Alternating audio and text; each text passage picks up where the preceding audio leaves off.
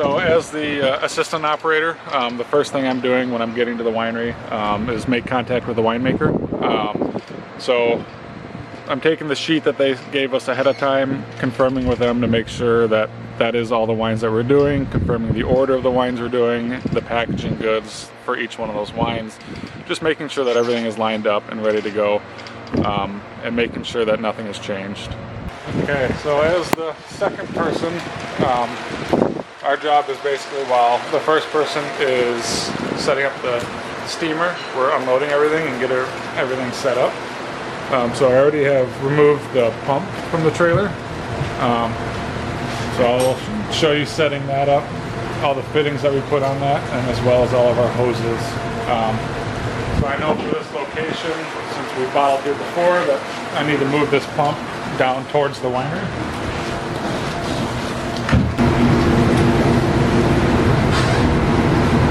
So once I get the pump and all the hoses down, I usually talk to the winemaker to figure out what tank we're going to be bottling out of, so I know where to set up first.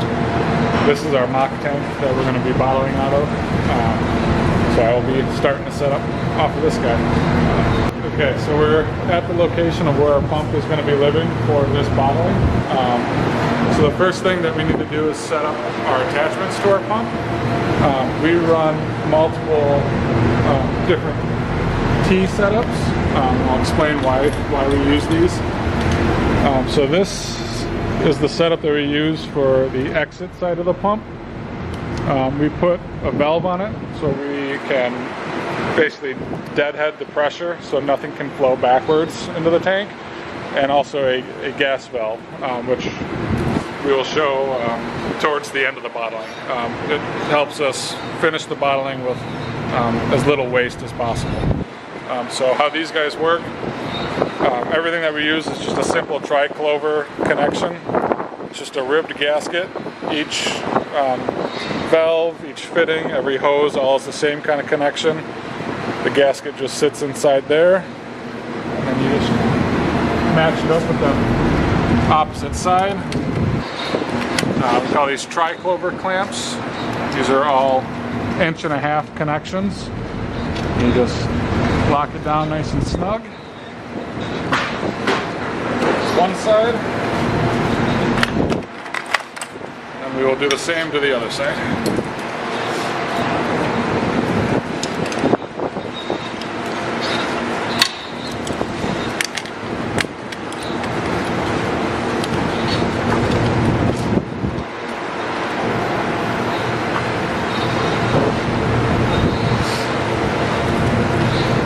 Now that we have our pump set up with all of its fittings, we can go ahead and grab our hoses. So on the trailer, we supply, we bring our own hoses. We supply 80 feet. Depending on the location you're bottling at is either enough, or you may have to use some of the winery's hoses. That's stated in our paperwork that we bring 80 feet, and they have to supply the rest if we need. So we bring our hoses sanitized, so we don't need to worry about cleaning ahead of time. So all it is setting everything up. So all we have to do is connect them all together and run them up to the trailer.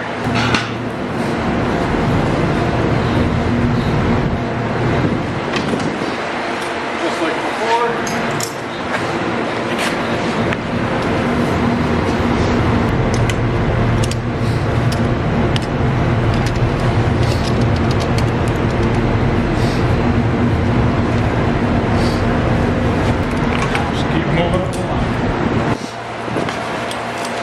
One thing you want to avoid is dropping any of these gaskets on the ground. We store all of our clamps and gaskets in sterile products, so we want to keep them sterile.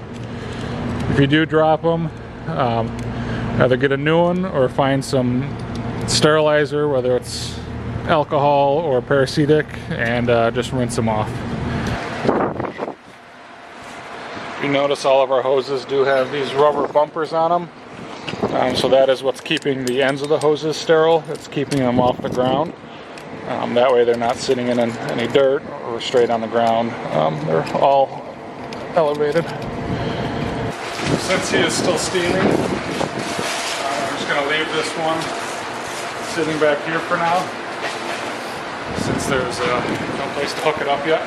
We'll allow the steam to finish, but we can go and hook up to the tank.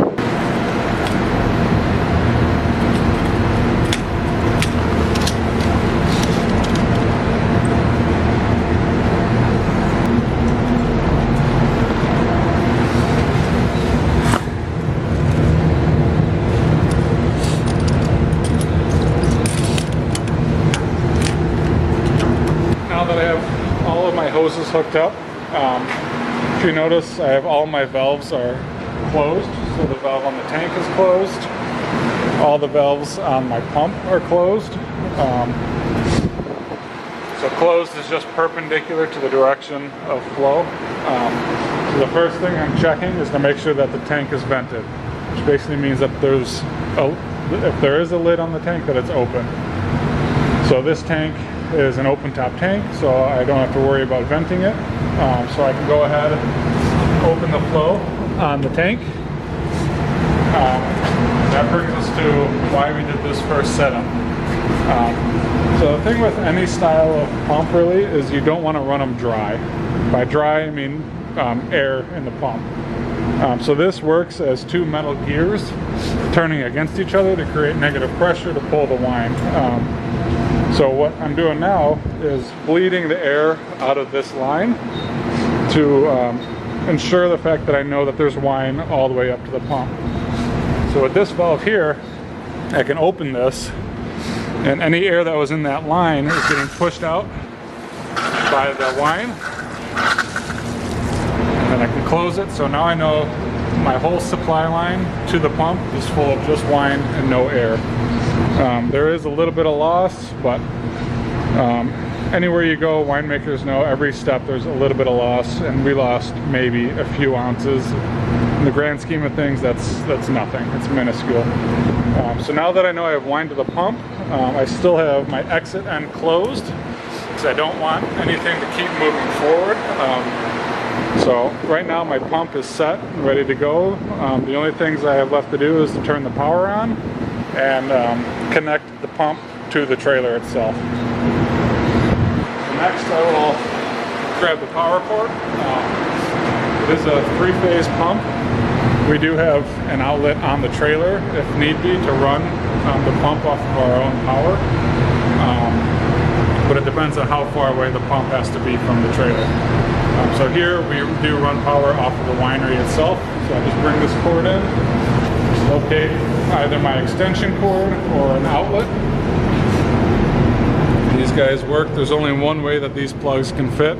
There's one prong. Find the adjoining slot that has that prong matchup. Slide it in, and there's a little twist to know that it's locked in.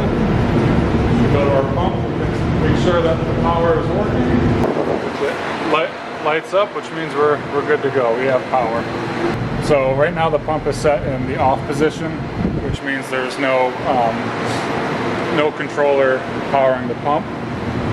There's just the two directions that the pump runs, forward and reverse. On the head of the pump, it tells you which direction is forward flow. So we are running in forward direction, so we're set there already, so we're good on that end. The next thing we need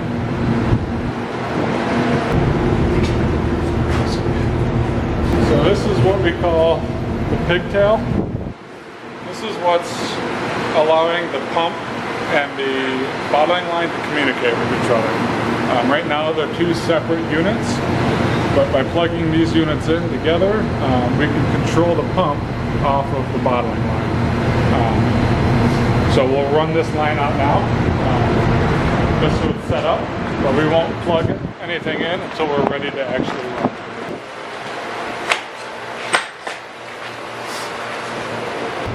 So on the trailer end,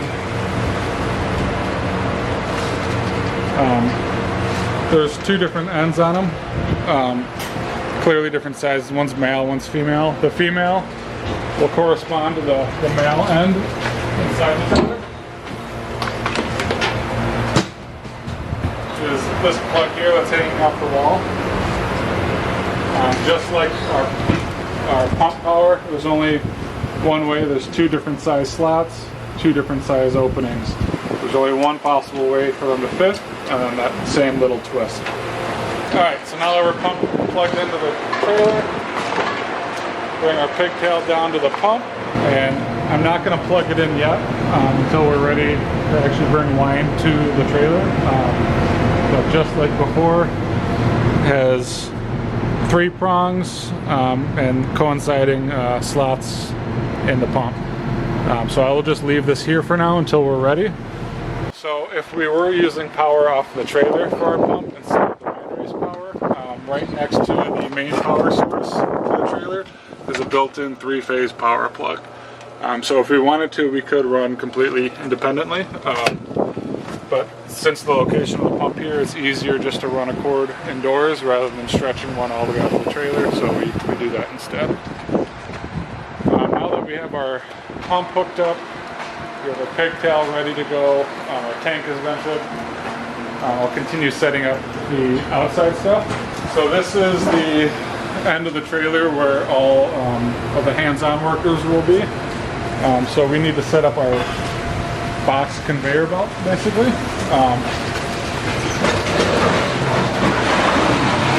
So this is just a section of roller track. We do bring 2 of these sections, but just for the purpose we'll use this one. It has hooks up front that coincide to the mounting bracket.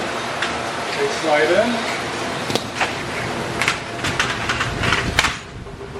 Lock it into the pedestal.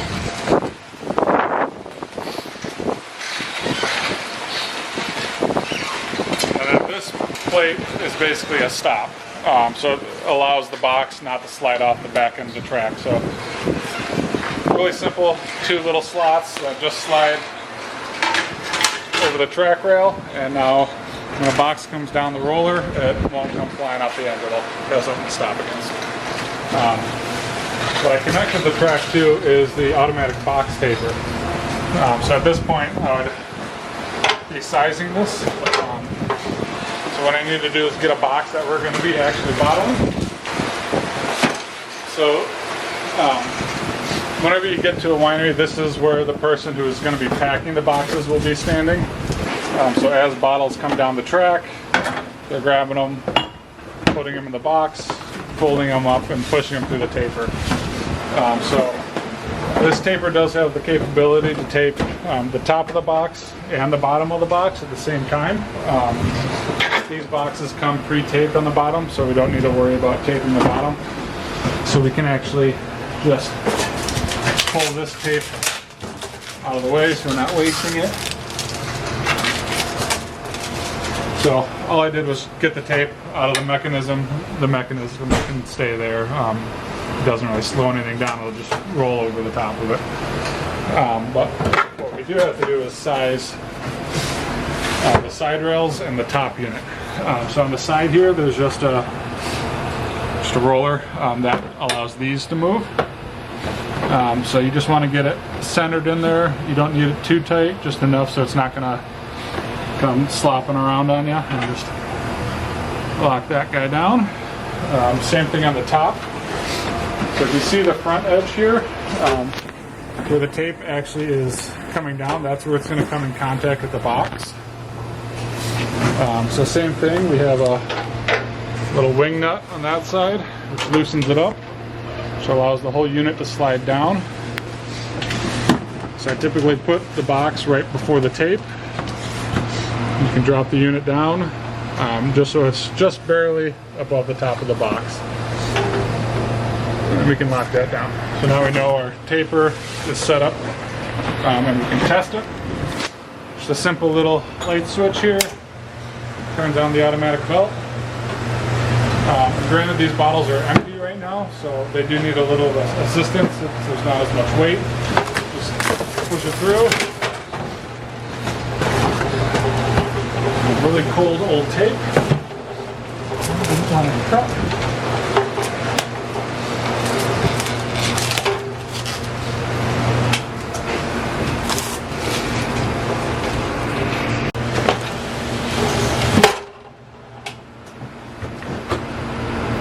me it's down a little too low. So raise it up right here.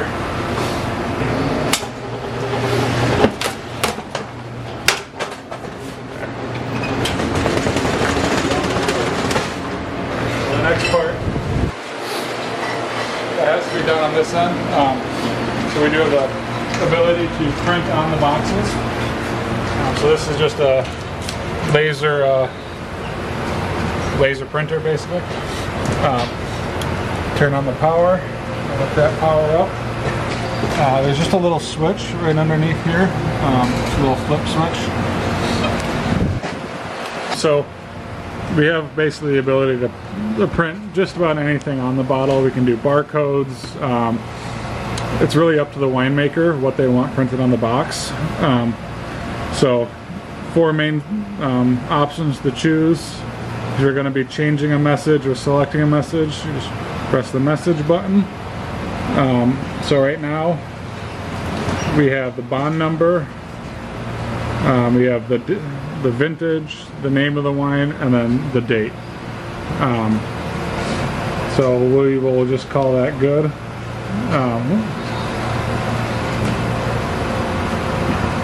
Touchscreen is very sensitive. You can create multiple different ones and save them on there. So we have some of our clients have saved messages on there. So if we go to these people, we can just type in the new wine, everything else is saved in there. If you wanted to create a new one, just press new and gives you the option to type whatever you want. So we're going to be running the Aurora message. So we have to return back to the home screen and switch it over to printing mode. We're running Aurora and we have to press start. Takes a few seconds to warm up the printer head, so we're going to let that do its thing.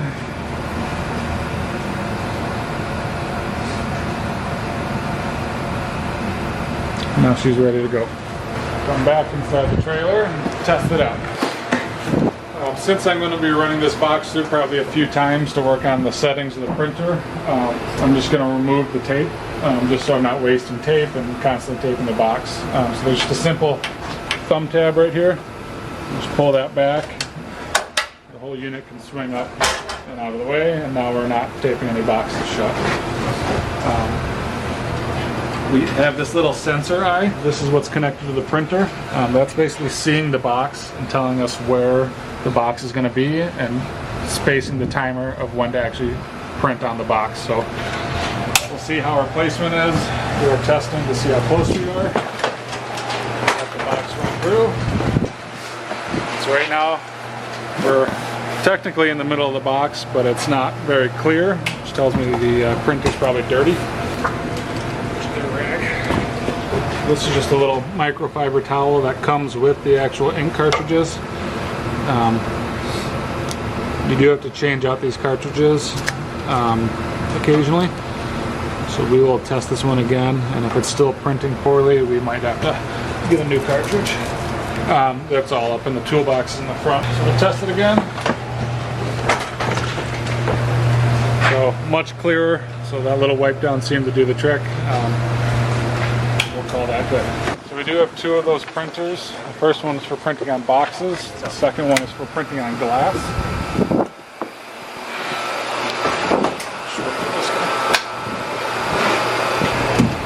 There we go. So whenever you open up a new package, what comes with it is the cartridge, a cover for when you're not using the cartridge, which just simply slides over it and protects the ink wells, and then a new microfiber towel. We do have a bag of these as well, so if we ever run out. So we do have 2 different style of printer heads. So see right on it, secondary packaging, glass, metal, and plastics. So these ones only work for the boxes, these ones work for the bottles. So I'll show you how we actually install these. So this is the second printer. The controller is the exact same as the box printer. The only difference is that it shoots the different style of ink. The important parts of these cartridges are the bottom pins and the head. You don't want to damage those because that's what's controlling the whole unit. So this is the housing where it sits. So there's a little door that lifts up. You can see the corresponding pins on the bottom. This unit, you slide it in until the front sticks out. This whole time I'm not touching the bottom of the unit or the ink cartridge. Once the head is through, it simply clicks down into place. And then that's just a protective lid on top of it. And so now that one is loaded up and ready to be programmed for shooting on bottles. So same thing, it just has a small little flip switch down below to turn the power on. So same thing as before, same options. Just go into message to see if we need to edit anything.